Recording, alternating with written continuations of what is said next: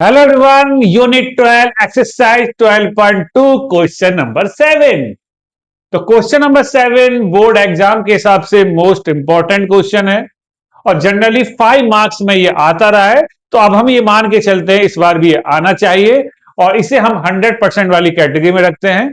ठीक है, तो बोर्ड एग्जाम के हिसाब से ये क्वेश्चन जब इंपॉर्टेंट हो जाता है मेरे अकॉर्डिंग, तो इसको बहुत ही अच्छे से आप कर दिएगा तैयार। तो क्या है, मैं आपको यहां एक्सप्लेन कर रहा हूं, सॉल्व करके भी दिखाऊंगा। क्वेश्चन है, is solid consisting of right circular cone of height 120 centimetre and radius 60 centimeter on standing on a hemisphere of radius 60 centimeter is placed upright in a right circular cylinder full of water such that it touches the bottom. Find the volume of water left in the cylinder. If the radius of the cylinder is 60 centimeter and its height is 180 centimeter. यानी question ये कह रहा है हमसे कि एक solid है जो हेमिस्फेयर और कोण से मिलकर बना हुआ। आप ये मान के चलिए एक सॉलिड है,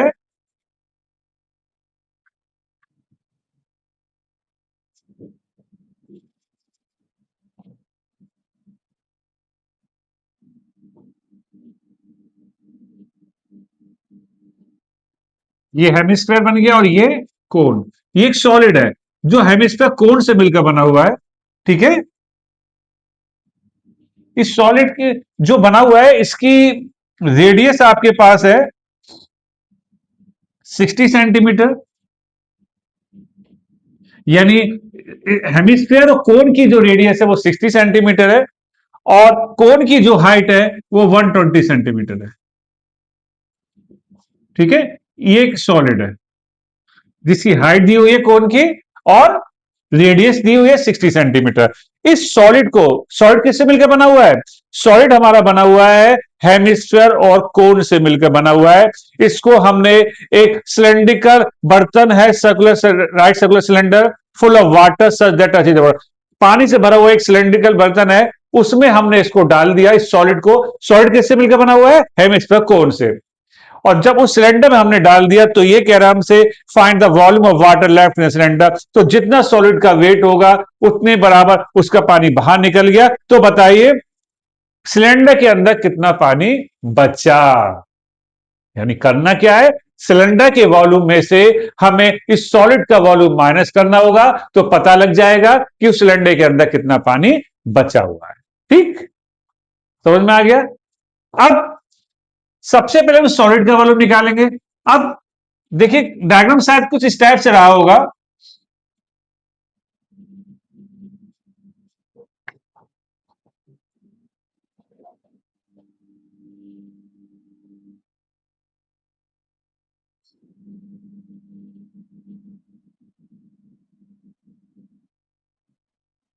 ये हो गया सॉलिड,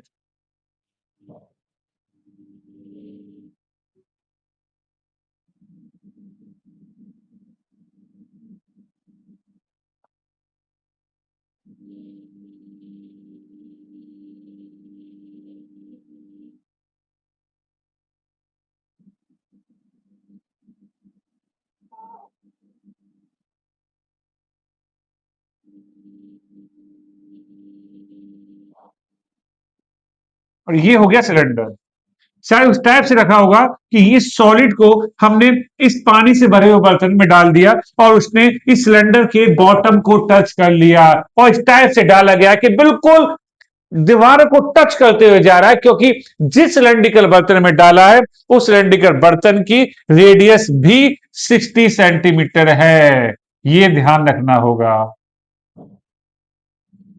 इसका मतलब जब इसकी रेडियस 60 है और इसकी रेडियस भी 60 है तो इसका मतलब बिल्कुल टच करते हुए ये नीचे तक गया और इसने सिलेंडर के बॉटम को टच कर लिया। और जिस सिलेंडर में आपने इसे डाला है उसकी हाइट है 180 सेंटीमीटर। डायग्राम समझ में आ गया। एक साइंस में एक आइडेंटिटी है, एक आइडेंटिटी क्या है, एक मैथमेटिशियन थे आर्किमिडीज, उन्होंने 3 प्रिंसिपल दिए थे। उसमें से एक प्रिंसिपल ये भी है कि जित किसी लिक्विड में कोई वेट कोई भी ऑब्जेक्ट है किसी वेट का, वो अगर उसमें डाल दिया जाए उस ऑब्जेक्ट को, तो वो अपने वेट के बराबर पानी बाहर निकाल देता है, हटा देता है। That is Archimedes principal.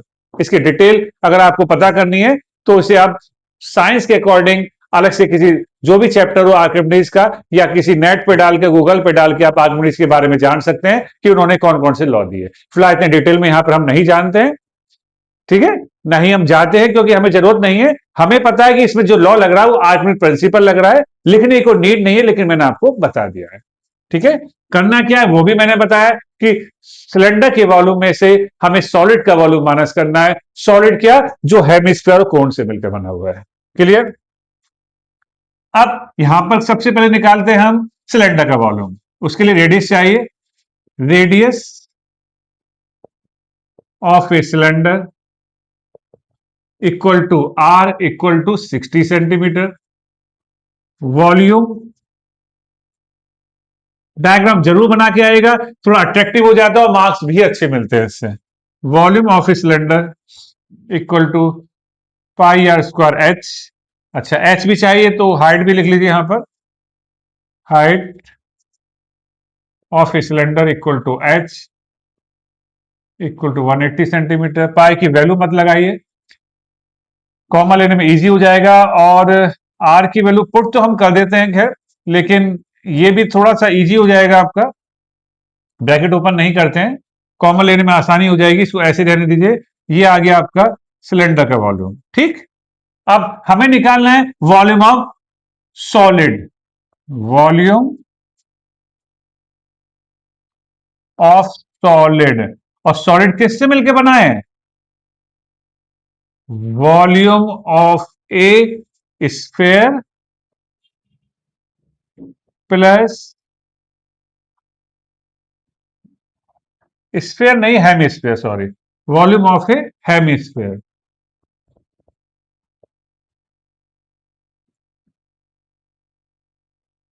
Plus volume of a cone. Hemisphere है आपके पास 2/3 पाई आर क्यूब, और कोण होता है 1/3 पाई आर स्क्वायर एच।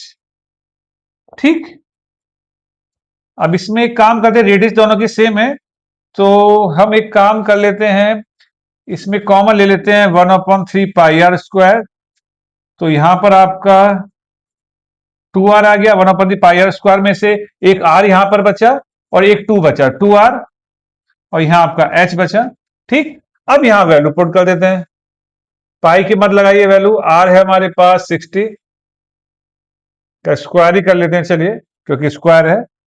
और 2r, r है हमारे पास 60, h है हमारे पास, ये h है आपका कोण का, वो है 120। ठीक, जितना इजीली सॉल्व हो सकता है उतना करेंगे हम जरूर। यहां पर h की वैल्यू क्या है, यहां पर सिलेंडर h की वैल्यू यहां 180 लिख लीजिए, वरना बाद में कंफ्यूजन हो जाएगा। तो ये आ गया आपका 1/3 पाई। सॉल्व प्रॉपर इसलिए नहीं कर रहे कि जितना कॉमन निकालेंगे उतना कैलकुलेशन इजी हो जाएगी, है ना। और जितना इजीली सॉल्व हो रहा है उतना करेंगे जरूर। बॉन्ड मास रूल, पहले मल्टीप्लाई होगी फिर प्लस होगी।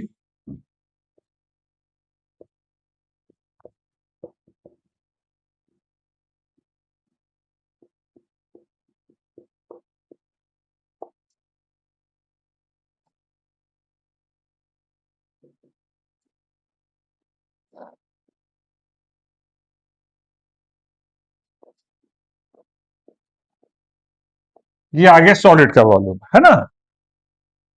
ध्यान से करना, मिस्टेक ना हो जाए। अब हमें निकालना है volume of water left in the cylinder, तो थोड़ा सा स्पेस बना लेते हैं यहां पर।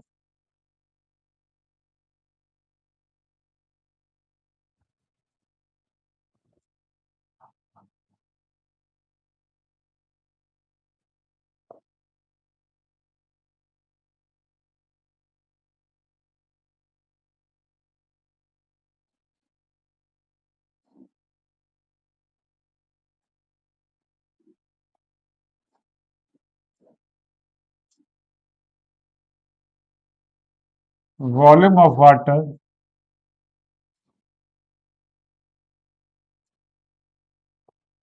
लेफ्ट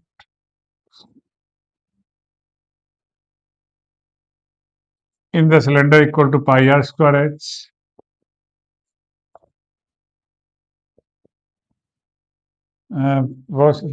पाई आर स्क्वायर एच यानी वॉल्यूम ऑफ सिलेंडर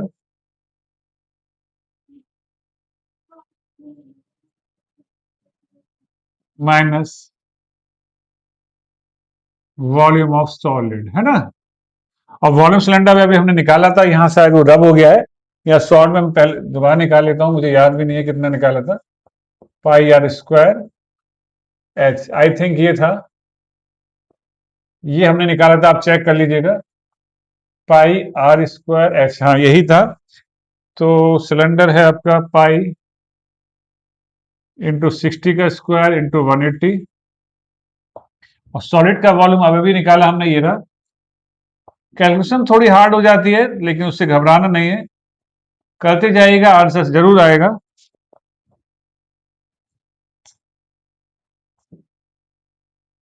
थोड़ा रब कर देते हैं नीचे से।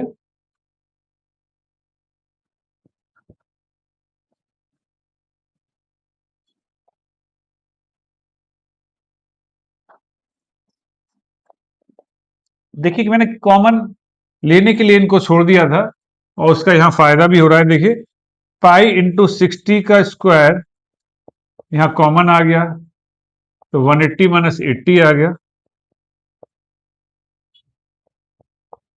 180 माइनस 80 100 होता है। अब आराम से आप यहां वैल्यू पुट कर सकते हैं और फाइंड कर लेंगे। पाई की वैल्यू उसमें दी हुई है, नहीं दी हुई है, पाई की वैल्यू नहीं है बस, नो प्रॉब्लम।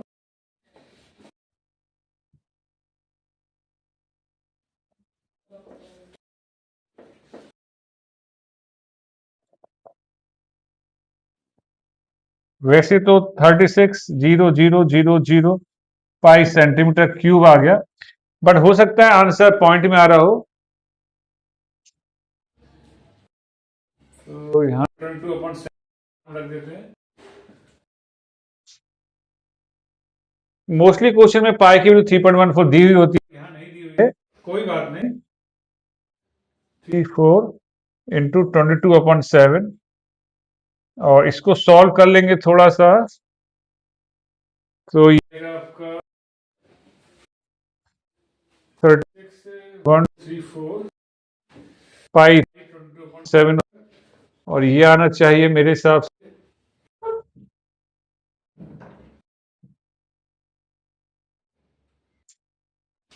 ये आएगा आपका 1130 सेंटीमीटर क्यूब आएगा। एक मिनट, ये आएगा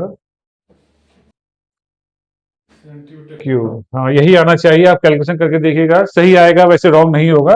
और आंसर मीटर क्यूब में करना है आपको, तो एक काम कीजिए, 113,0400 को 100 इंटू 100 6 के बाद पॉइंट लगाना है, 1 2 3 4 5 6, तो 1.1304 मीटर क्यूब आ गया। ठीक है, correct answer of question number 7। तो अच्छे से कीजिएगा, शॉर्टकट नहीं करना है, स्टेप प्रॉपर लगाइएगा, जितनी लैंग्वेज लिख सकते उतने लिखिएगा, ज्यादा लैंग्वेज मत लिखिएगा, बट ये दिखा देगा डायग्राम में क्या क्या दिया है और क्या हमें फाइंड है। डायग्राम बनाएंगे तो मार्क्स अच्छे ही मिलेंगे। ठीक है, तो करते रहिए प्रैक्टिस, बने रहिए हमारे साथ। Thank you, best of